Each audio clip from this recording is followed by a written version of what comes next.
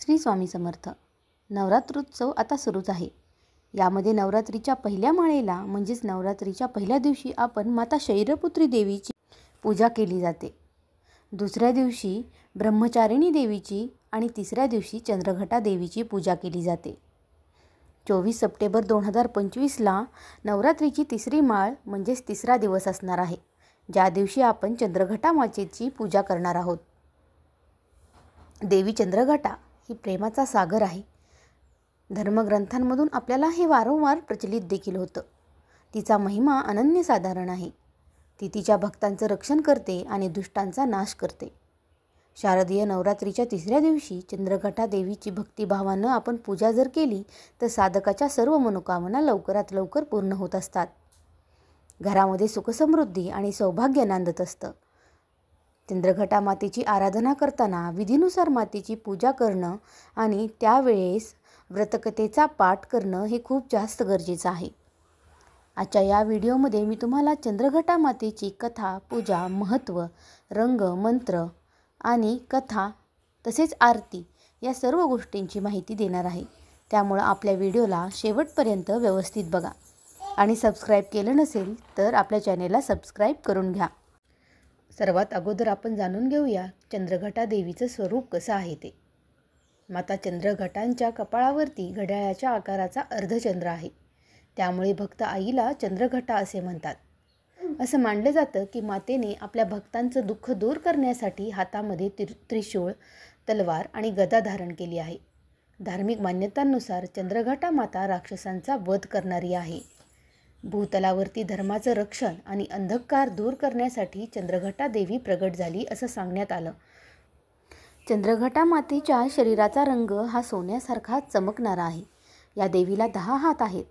या हातांमध्ये खड्ग, धनुष्यबाण आदी शस्त्र आहेत. तिचं वाहन हे सिंह असून मुद्रा नेहमीच युद्धासाठी तयार असते. मा चंद्रघटांच्या कृपेनं भक्तांची सर्व पापे आणि संकटे दूर होतात. संकटांचं निवारण ती लगेचच करते.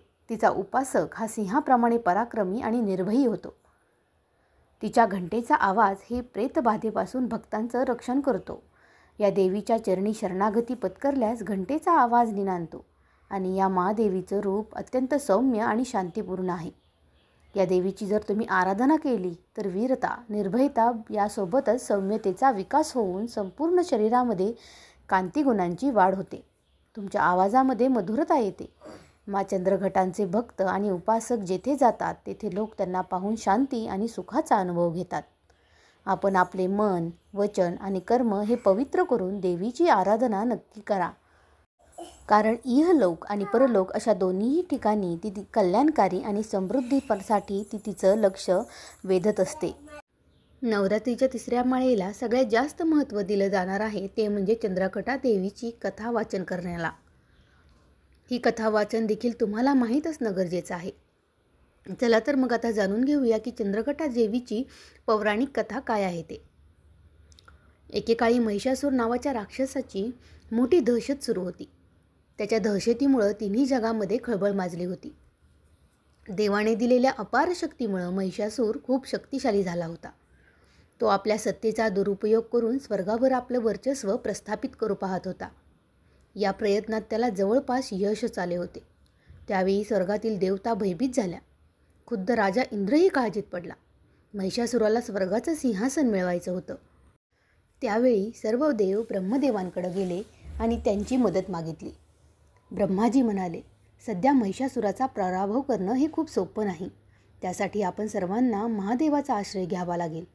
त्यावेळी सर्व देव प्रथम सृष्टीचे निर्माते भगवान विष्णू यांच्याकडे गेले आणि त्यांची संमती घेऊन कैलास महादेवाकडे गेले.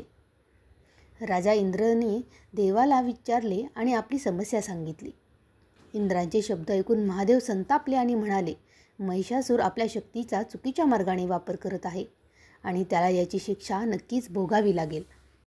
त्यावेळी भगवान विष्णू आणि ब्रह्माजी देखील क्रोधित झाले आणि त्यांच्या क्रोधामधून एक तेज प्रकट झाले.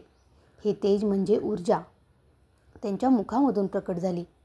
या ऊर्जेमधून एक देवी प्रकट झाली. त्यावेळी भगवान शिवाने आपले त्रिशूळ मातेला दिले. भगवान विष्णूंनी आपले सुदर्शन चक्र दिले. इंद्राने घंटा दिली. अशा प्रकारे देवांनी आपली सर्व शस्त्रे या देवीला प्रदान केली. त्यानंतर माता चंद्रघटा यांनी त्रिमूर्तीची परवानगी घेतली आणि महिषासुराला युद्धासाठी आवाहन दिलं. पुढे माता चंद्रघटा आणि महिषासूर यांच्यामध्ये भयंकर युद्ध झालं असं शास्त्रात नमूद केलं जातं. या युद्धामध्ये महिषासूर देवीपुढे टिकू शकला नाही आणि त्यानंतर मातेने महिषासुराचा वध करून तिन्ही जगाचं रक्षण केलं. तिन्ही लोकांमध्ये देवीची स्तुती सुरू झाली आणि तेव्हापासूनच चंद्रघटा देवीची पूजा करण्याला सुरुवात झाली, जी आपल्याला सुख, शांती आणि समृद्धी यासोबतच ऐश्वर्य प्रदान करते. अशा या चंद्रघटा देवीची आपल्याला तिसऱ्या दिवशी पूजा करत असताना विधीनुसार करायची आहे. ओम देवी चंद्रघंटाय नमः या जपानं आपल्याला मातेची पूजा करायची असते. चंद्रघटा मातेला तुम्ही सिंदूर, अक्षता, अगरबत्ती, धूप आणि फुलं अर्पण करा. तुम्ही तुमच्या देवीला दुधापासून बनवलेली मिठाई अर्पण करायची आहे. नवरात्रीच्या प्रत्येक दिवशी नित्यक्रमानुसार दुर्गा सप्तशतीचं पठण देखील करायचं आहे. यासोबतच देवीची आरती करून नैवेद्य दाखवून प्रसाद वाटप करायचा आहे. चंद्रघटा देवीचा मंत्र आता पुढील प्रमाणे आहे. पिंडज प्रवरारूढांड कोपस्त्राकेर्युता प्रसादं तनुते मह्यं चंद्रघंटेति विश्रुता या देवी सर्वभूतेषु मा चंद्रघंटा रूपेण संस्थिता नमस्तस्यै नमस्तस्यै नमस्तस्यै नमो नमः. नवरात्रीच्या तिसऱ्या माळेला तुम्ही चंद्रघटा देवीचा हा मंत्र दिवसामध्ये जितक्या वेळा शक्य होईल तितक्या वेळा उच्चारून चंद्रघटा देवीची पूजा आणि मंत्रोच्चार करायचा आहे. आता यानंतर आपल्याला सगळ्यात शेवटी नैवेद्य अर्पण केल्यानंतर चंद्रघटा देवीची आरती करायची आहे. चंद्रघटा देवीची आरती ही तुम्हाला आपल्या व्हिडिओच्या शॉर्ट्समध्ये पाहायला मिळेल. त्यामुळं ती आरती तुम्ही तेथे जाऊन तुमच्या पूजेच्या वेळी लावू शकता. यासोबतच नवरात्रीमधील सर्व गोष्टींची माहिती देत असताना चंद्रघटा देवीला तुम्ही कोणत्या गोष्टी करायच्या आहेत याची सर्व माहिती देण्याचा पुरेपूर प्रयत्न मी या व्हिडिओजमध्ये केलेला आहे. व्हिडिओ कसा वाटला ते मला कमेंट करून नक्की सांगा आणि आवडला तर आपल्या चॅनेलला लाईक, सबस्क्राईब आणि शेअर करा. नवरात्रीच्या तुम्हाला खूप शुभेच्छा. श्री स्वामी समर्थ. जय जय स्वामी समर्थ.